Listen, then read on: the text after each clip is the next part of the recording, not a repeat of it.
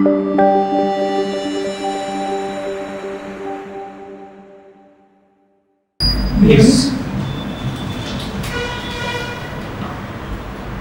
बैठो। Good evening. अपने आप को आप इंट्रोड्यूस करो, जिस लैंग्वेज में आप कंफर्टेबल हैं उसमें इंट्रोड्यूस करो। पैनल किसी भी लैंग्वेज में क्वेश्चन पूछे जिसमें आप कंफर्टेबल उसी में आंसर करो। सर माરું કોડ E342 છે, મેં 2017 માં બીકોમ કમ્પ્લીટ કર્યું છે, ત્યારબાદથી હું સિવિલ સર્વિસની પ્રિપેરેશન કરું છું અને મારી હોબીઝમાં ડાયરી લખવાનું અને વિશ્વકર્માના ઓલ્ડ સોંગ્સ સાંભળવાનું. તમે કેમ આવવા માંગો છો સર્વિસમાં? સર સિવિલ સર્વિસ છે એક ડાયનેમિક કેરિયર ઓપોર્ચ્યુનિટી પ્રોવાઈડ કરે છે. સર એમાં મને લોકો સાથે એંગેજ થવાનું, various sectors like health, education, agriculture, industry वगैरह સાથે કામ કરવાની ઓપોર્ચ્યુનિટી મળે છે અને એના માટે સરકાર મને સફિશિયન્ટ સેલેરી પ્રોવાઈડ કરે છે. और आपका सर्विस प्रेफरेंस क्या है? सर મારા સર્વિસ પ્રેફરન્સ ક્લાસ 1 માં ડેપ્યુટી કલેક્ટર અને ડેપ્યુટી ડીડીઓ, ત્યારબાદ ડિસ્ટ્રિક્ટ રજિસ્ટ્રાર, ત્યારબાદ સુપ્રિન્ટેન્ડન્ટ પ્રોહિબિશન એન્ડ એક્સાઇઝ, ત્યારબાદ ડેપ્યુટી ડાયરેક્ટર શેડ્યુલ કાસ્ટ અને ક્લાસ 2 માં તાલુકા વિકાસ અધિકારી, ત્યારબાદ મ્યુનિસિપલ ચીફ ઓફિસર, ત્યારબાદ સ્ટેટ ટેક્સ ઓફિસર, ત્યારબાદ સુપ્રિન્ટેન્ડન્ટ પ્રોહિબિશન એન્ડ એક્સાઇઝ. ठीक है, कोई बात नहीं। आपने बीकॉम किया है ना, तो कॉमर्स और ट्रेड के बीच डिफरेंस बता सकते हैं आप मुझे?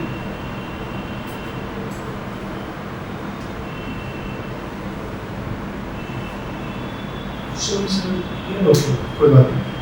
सपोज एक दिन आपको पता चलता है आपका सन या डॉटर होमोसेक्सुअल रिलेशनशिप में है, तो आप क्या करेंगे?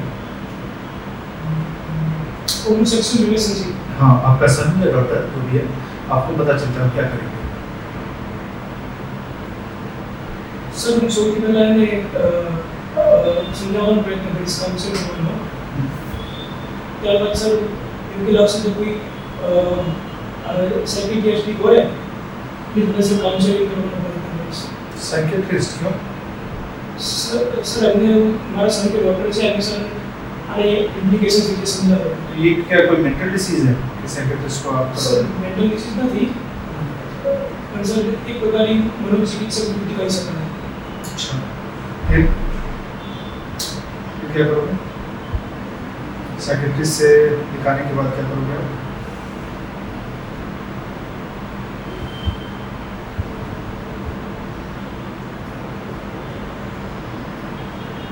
चलो कोई नहीं।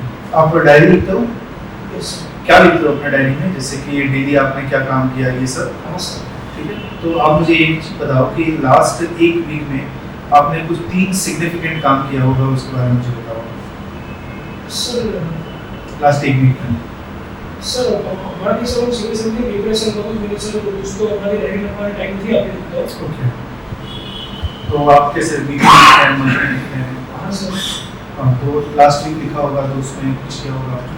सर लास्ट वीक होना चाहिए सर मैं टोक्यो के जो ओलंपिक्स છે ओके, એનો સર પોઝિટિવ મને સારી વાત જાણવા મળી તો એની ડાયરીમાં લખી સર. એમાં સર કતાર અને કતાર અને ડાયરીમાં બંને પ્લેયર હતા. એમાંથી સર બંનેની લાંબી કૂદની કંઈક રમત હતી.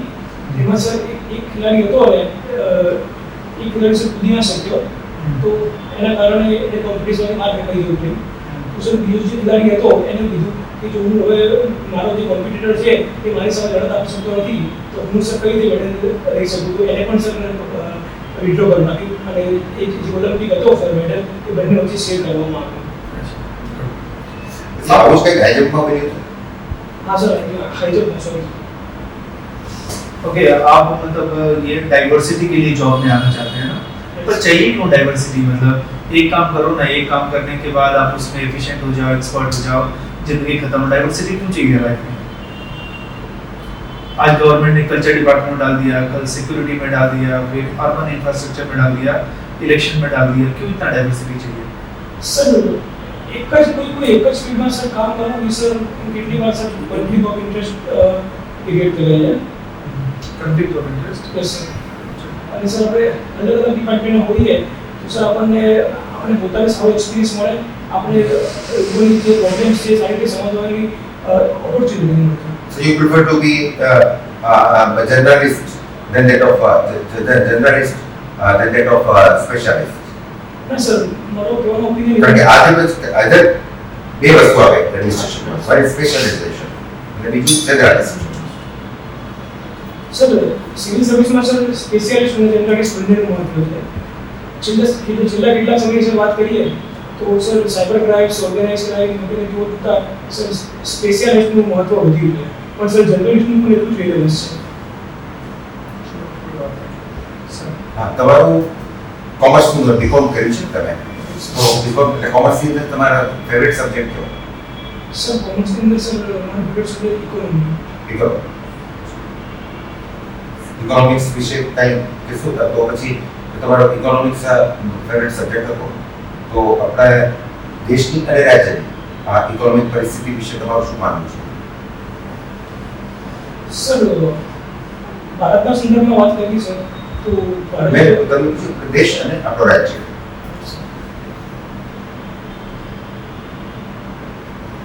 સર ભારતના સંદર્ભમાં સર પ્રથમ વાત કરીએ ભારત સર કોરોના વાયરસ આવ્યો એ પહેલા વિશ્વની 5મા નંબરની સૌથી મોટામાં મોટું અર્થતંત્ર હતું.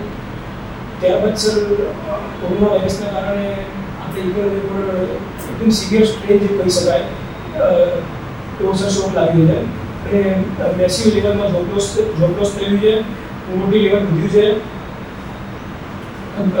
ગવર્મેન્ટની જે ફાઇનાન્સ છે એના પર સર પણ મોટું એડવર્સિટી પડી છે. છેલ્લે આપણા ભારતમાં ક્યાં ભારતીયને ઇકોનોમિક્સનો નોબેલ પ્રાઇઝ મળ્યું છે? સર એક્ઝેક્ટલી મને નામ યાદ નથી સર, પણ વેસ્ટ બંગાળના સર પોવર્ટીને બહુ સારી રીતે એમ બહુ ડીપમાં સમજવા બદલ એમને નોબેલ પ્રાઇઝ મળ્યું છે. કોણ? અભિજીત બેનર્જી સર. અને શું એકચ્યુઅલી એમને શું એવી થિયરી આપી કે જેથી કરીને એને એનાલિસિસને નોબેલ પ્રાઇઝ મળ્યું? Sir I U exactly sir but sir એમને પોવર્ટીના અલગ અલગ ડેફિનેશન વિશે થિયરી આપી છે, જેનાથી સર આપણને પોવર્ટીની જે સ્થિતિ છે એની વધારે ક્લારી સમજ મળે છે. બાંગ્લાદેશના કયા ઇકોનોમિસ્ટને નોબેલ પ્રાઇઝ મળેલું છે? બાંગ્લાદેશના સર મહેબૂબુલ હક. કેના એમને શું થિયરી આપી એટલે કેના એને કયા ફિલ્ડમાં કામ કર્યું? તો સોશિયલ મીડિયા માઇક્રો ફાઇનાન્સ વિશે કંઈ જાણો છો? ખાસ શું છે micro finance? Sir micro finance એટલે સર જે આપણી સોસાયટીની જે સ્મોલ સેક્શન છે એમને સર નાના પાયે લોન પૂરી પાડવાનું. અને બોટમ ઓફ ધ પિરામિડ પણ લખ્યું છે. Bottom of the pyramid CK પ્રહલાદનું નામ સાંભળ્યું છે? रेपो रेट और रिवर्स रेपो रेट में क्या डिफरेंस है? સર રેપો રેટ એટલે રિઝર્વ બેંક છે એ કોમર્શિયલ બેંકને જે રેટ પર લોન પ્રોવાઈડ કરે છે એને રેપો રેટ કહેવાય, અને રિઝર્વ બેંક કોમર્શિયલ બેંક પાસેથી જે રેટ ઉપર લોન લે છે એને રિવર્સ રેપો રેટ કહી શકાય. तो कॉमर्शियल बैंक लोन लेता क्यों है रिवर्स आरबीआई से? સર કોમર્શિયલ બેંક એની સર ડેલી જે ડિમાન્ડ અને સપ્લાય વચ્ચે મિસમેચ થાય એના માટે શોર્ટ ટર્મની લોન લેશે, અને સર એને कैपिटल से इनएडिक्वेट हुआ तो सर लॉन्ग टर्म लोन ले. तो जो मैं बैंक से लोन लेता हूँ क्या वो रेपो रेट से कम हो सकता है? वो रेट सॉरी सर जीडीपी कैसे कैलकुलेट होता है?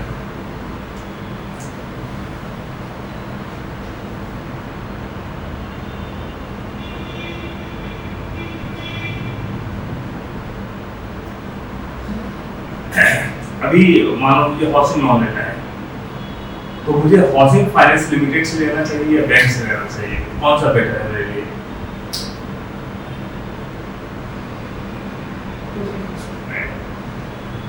जो हम लोन लेते हैं उस पर कौन सा इंटरेस्ट कैलकुलेट होता है? सिंपल इंटरेस्ट या कंपाउंड इंटरेस्ट?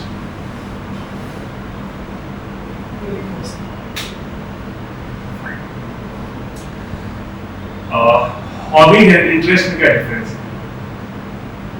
સર હોબી માણસને જ્યારે હોબી હોય સર એને એનું ડીપમાં નોલેજ હોય એ એમની બીજી લાઈફ હોય એમાંથી થોડો ઘણો ટાઈમ આપીને સર ટાઈમ પસાર કરતો હોય પણ ઇન્ટરેસ્ટ વાળું મતલબ સિમ્પલી તમે કોઈ વસ્તુ કરી તમે કોઈ એક્ટિવિટી કરી તમને ગમે છે એટલે માટે તમે કરો એમાં જરૂર નથી કે તમે બીજાના પાસે ટાઈમ આપતા રહો. तो आपके हॉबी और आपके इंटरेस्ट कैसा है? સોરી સર आपका हॉबी और आपका इंटरेस्ट क्या है? તમારે હોબી અને તમારો ઇન્ટરેસ્ટ તમારે છે કોઈ હોબી? સર ડાયરી લખવી સર મારી હોબી છે અને સર સોંગ સંભળાવવાની જે વાત કરી એ સર મારો ઇન્ટરેસ્ટ કહી શકાય.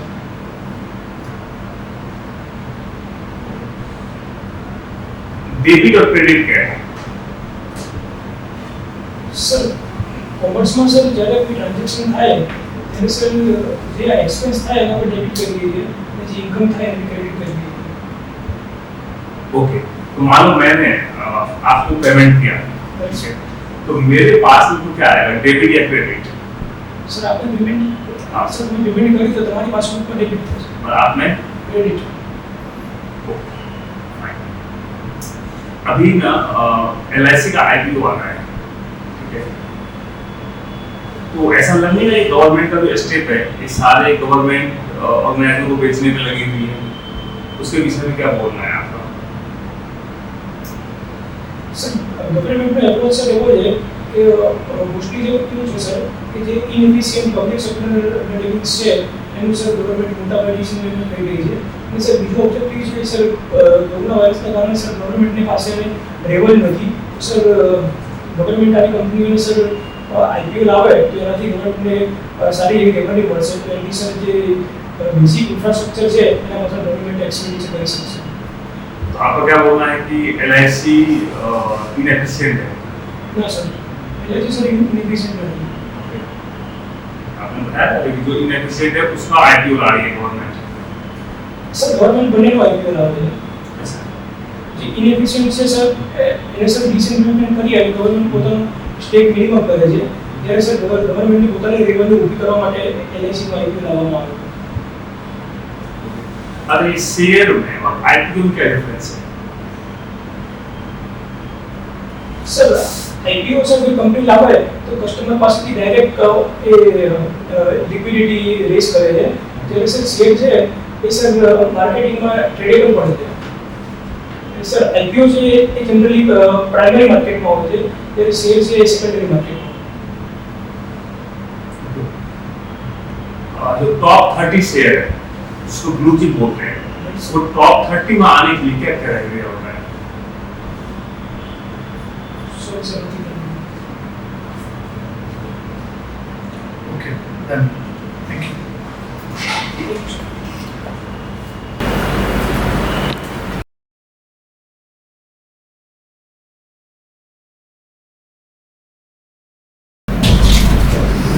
कैसा लगा आपको आपका इंटरव्यू? सर सारा एक्सपीरियंस. देखो यहाँ पे है ना, सबसे पहला आपके इंटरव्यू का प्रॉब्लम है कि आप बहुत ज़्यादा कंफर्टेबल हो गए, है ना, जैसे इतना कंफर्टेबल नहीं हो जाना है, नहीं तो फिर मतलब वो ओवर कॉन्फिडेंस शो करता है ना. दूसरा, जैसे वो होमोसेक्सुअलिटी में आपने कहा साइकियाट्रिस्ट को आप दिखाएंगे, क्यों साइकियाट्रिस्ट को दिखाना है? ये कोई मेंटल डिसऑर्डर थोड़ी है, अभी तो गवर्नमेंट ने भी लीगलाइज कर दिया है. तो आप ऐसे कह सकते हैं कि मैं उससे बात करूंगा, देखूंगा कि उसका क्या ये जेन्युइन है या टेम्पररी है, और उस हिसाब से फिर मैं अकॉर्डिंगली डिसीजन लूंगा. नहीं तो ऐसे सो क्या होता है कि आप रिजेक्ट શીખવું તો પડે જ તમારે. ठीक है, देखिए पीछे શું નહીં કરે તો કુદરતે આપી શકે. फिर 5 से 6 क्वेश्चन है, आपने रिपीटेडली जैसे क्वेश्चन पूछा, फिर आपने फिर से क्लैरिफिकेशन मांगा, सॉरी सर आप बताओ, सॉरी सर, है ना. तो ये शो करता है कि लैक ऑफ अटेंशन है, क्योंकि एक क्वेश्चन में हो गया, 2 क्वेश्चन में बार बार क्लैरिफिकेशन मांगोगे तो वो ठीक नहीं है. फिर कभी कभी जब बोलते बोलते बीच में रुक जाते हैं फिर जी आपका बाहर निकल जाता है, और वो बहुत फ्रीक्वेंट हुआ कहा, और आप बहुत ज़्यादा टाइम देते हैं सोचने के लिए और उसके बाद नाम ના બોલે. हाँ. Sorry sir, मगर हाँ, तो ये ठीक नहीं है. और एक जैसे एक बार आपने कंफ्लिक्ट ऑफ इंटरेस्ट का टर्म यूज किया कि डाइवर्सिटी में, तो ये तो Conflict interest नहीं है. आउट ऑफ कंटेक्स्ट था ना, मतलब ऐसे વેસ્ટેડ ઇન્ટરેસ્ટ ज़्यादा होता સર મારો કહેવાનો મીનિંગ એ Vested interest છે કે જેવડો. વ્યક્તિ એક જ સેક્ટરમાં લાંબા સમય સુધી કામ કરે તો સર એના પર ડોમિનન્સ સ્થાપી શકે છે. है. Vested interest हो सकता है. Vested interest. Conflict of interest कैसे होता है कि जैसे आप अभी इंटरव्यू ले रहे हैं जॉब का और उसमें आपका रिलेटिव आ गया, और अब आपके ऊपर अब प्रेशर है कि अगर आप उसको इंटरव्यू लोगे तो इमोशनली आप अटैच हो सकता है, आप ज़्यादा मार्क्स दे दो तो वो हो गया कॉन्फ्लिक्ट ऑफ इंटरेस्ट है ना, जहाँ पे आपका पर्सनल इंटरेस्ट प्रोफेशनल या कोई बैंक में डायरेक्टर है, आपकी फॉर्म है, उसको लोन देना है, डिस्बर्स करना है, तो वो कॉन्फ्लिक्ट होता है। सर मेरा भी भूल गई मैं। ठीक है, तो ऐसे ध्यान रखना दोस्त क्लीन शेव करना है, बराबर मुश्किल बनेगा पण शेव करना है, दाबादना नॉट लांबा છે, हाँ सर काफी लांबा છે दोस्त બહુ તમારો સબ્જેક્ટ ડોમાઇન ક્લીન જે છે એમાં પણ તૈયારી કરવાની જરૂર છે, બહુ એકદમ ટુ ધી પોઈન્ટ જવાબ આપવાનો અને બાકી કારણ કે દર વખતે પછી કોઈએ પણ સોરી સે નથી આવડતું, ઓફકોર્સ હું નથી કહેતો કે બધું આવડવું જોઈએ, પણ તમે એક સિરીઝની અંદર કરે તો કે નથી આવડતું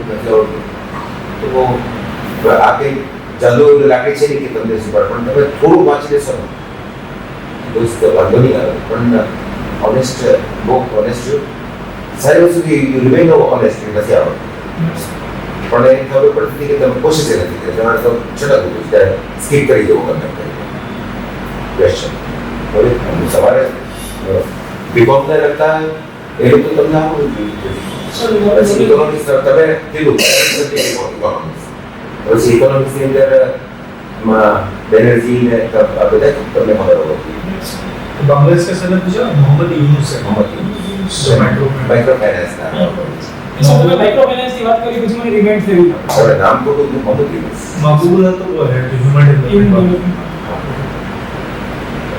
આ થોડુંક ઇકોનોમિક્સ તમે જ્યારે કહો ફેવરેટ સબ્જેક્ટ તો પછી ઇકોનોમિક્સ ઉપર કયો ને તો પછી અમે એક્સપેક્ટ કરીએ કોઈ પણ કરે જગા પછી નહોતું કેવું एकदम बेसिक क्वेश्चन का आपने जवाब नहीं दिया, इकोनॉमिक्स बोल के एकदम बेसिक क्वेश्चन, जीडीपी कैसे कैलकुलेट होता है, difference between repo and reverse repo, loan bank से और हाउसिंग फाइनेंस में कौन सा बेटर है, या इंटरेस्ट क्या है, सिंपल इंटरेस्ट है कंपाउंड इंटरेस्ट, ये सब एकदम बेसिक क्वेश्चन है इकोनॉमिक्स के, ये सब पे आप ना प्रैक्टिस करते जाना, क्योंकि जब भी आप इकोनॉमिक्स बोलोगे ना तो वो फ्लड आते हैं क्वेश्चन के। वो सब लोग रहता है कि क्या कई टाइप की स्टोरी सर 11 एनएसडी आज आपकी एसटी की एग्जाम आपकी क्या आज तो थोड़ा बेसिक ब्रशअप कर लेना, आज आपको कल कर लेना, परसों फिर रिलैक्स करना है ना, एक दिन पहले ज़्यादा पढ़ोगे थोड़ा बेसिक पढ़ लेना कि मतलब जो आना वो घबराने की जरूरत नहीं, don't be too much relaxed, हमें नेचर सर बॉडी गेस्चर में कोई समस्या किसी बॉडी गेस्चर में सर ना तो ये तो ठीक है सर बेस्ड स्टाइल हमें बराबर ठीक है, उसमें तो क्या है कि जैसे आपका शायद थोड़ा हाइट कम है ना तो डेट्स वाई मतलब थोड़ा ऐसा लगता होगा कि आप है ना आपको ये जो आपका थाई है वो टच करता होगा उसमें, बाकी तो ठीक है मतलब बॉडी पोस्चर शर्ट वो प्रेस कर लेना आप थोड़ा है ना, वो प्रेस कर लेना और ये आपको ठीक है, पर वो खुल जाता है ना आपको वहाँ पे तो वो ऐसे आप इन करना या जैसे भी करना कि वो ना या फिर ऐसा हो तो इनर वेयर थोड़ा ऐसा पहनना कि मतलब स्किन ना दिखे, बस रेस्ट थिंग्स बैंक है ना रेपो रेट से कम पे लोन नहीं दे सकती है, बिकॉज जितने पे मैंने लिया उससे कम में तो हम देंगे नहीं, राइट। एक सेकंड क्वेश्चन मैंने पूछा था आपसे कि हाउसिंग फाइनेंस लिमिटेड और बैंक में क्या डिफरेंस होगा, तो housing finance only housing purpose से लोन देगा, बैंक ऑल पर्पस से लोन दे सकती है, राइट। अगर हाउसिंग लोन लेना हो मुझे तो हाउसिंग फाइनेंस लिमिटेड से लेना बेटर है, बट अदर लोन लेना हो तो bank yes it's a basic and simple compound interest में हमेशा इंटरेस्ट सिंपल इंटरेस्ट ही होता है, right. Compound interest only FD पे कैलकुलेट होते हैं, ठीक है। जो हम इंटरेस्ट जो हम बैंक में डिपॉजिट करते हैं या हम बैंक से लोन लेते हैं that is simple interest, okay. Sir now sir question આવે સર કે તમે તમારું ડોમેન નોલેજ છે સર્વિસનું કઈ રીતે યુઝ કરશો સર એને કઈ રીતે ટેકલ કરવાનું आप तो ऐसा बोला जैसे आपने बीकॉम किया हुआ है तो बीकॉम का मतलब ये होता है कि ज़्यादा से ज़्यादा कॉमर्स का मतलब ये होता है ज़्यादा पैसा अर्न करना, कम से कम खर्चा करना, तो जैसे कोई गवर्नमेंट स्कीम है, आप देखोगे कि वहाँ पे फालतू का कोई Your knowledge of this BCom will be useful for financial discipline. Government का इनकम इंक्रीज हो, गवर्नमेंट का वेस्टफुल एक्सपेंडिचर हो वो कम हो जाए। देखो कोई भी आप डोमेन में करो, विद इंजीनियरिंग करो, मेडिसिन करो, बीकॉम करो, बीए करो, ये जनरलिस्ट सर्विस है, उसमें कहीं ना कहीं तो आपको काम में ऐड करना है। बस आपको अपने डोमेन को इसके साथ कनेक्ट करना है।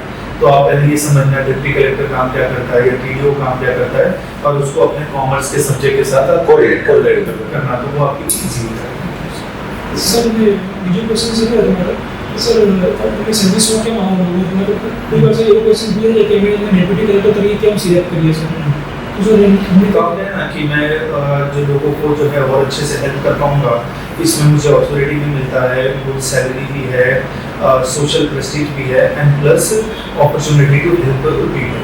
तो बस ऐसा बोल देना, जो रियल है वही बोलना आप, है ना।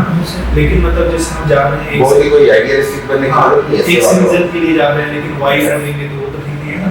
मतलब जो रियलिटी हो बोला, आप क्यों आना चाहते हो, तो ये सब तो रियल रीजन है ना जिसके लिए आप आना चाहते हो, बस बोल देना। सर એવા ક્વેશ્ચન આવે છે કે તમારી અંદર કઈ એબિલિટી છે કે જેનાથી તમે ડેપ્યુટી કલેક્ટર તરીકે સિલેક્ટ કરી है, तो आपको क्या लगता है आपके अंदर क्या एबिलिटी है? सर मतलब यहाँ पे वैल्यूज हुए।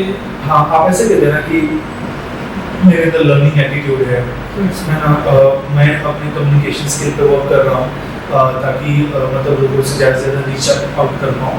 जो जॉब का रिक्वायरमेंट है वो स्किल आपको अपने अंदर इनकलकेट करना पड़ेगा, जो अभी नहीं है लेकिन आप लेके आ जाएंगे, और क्या है ना। तो ऐसे आप बता रहा हूँ, और कुछ आप पूछ सकते हैं। मैं काम है आपका, ठीक है फिर, है ना। चलिए शेयरिंग कर लेते हैं, शेयरिंग। हाँ सर, थैंक यू।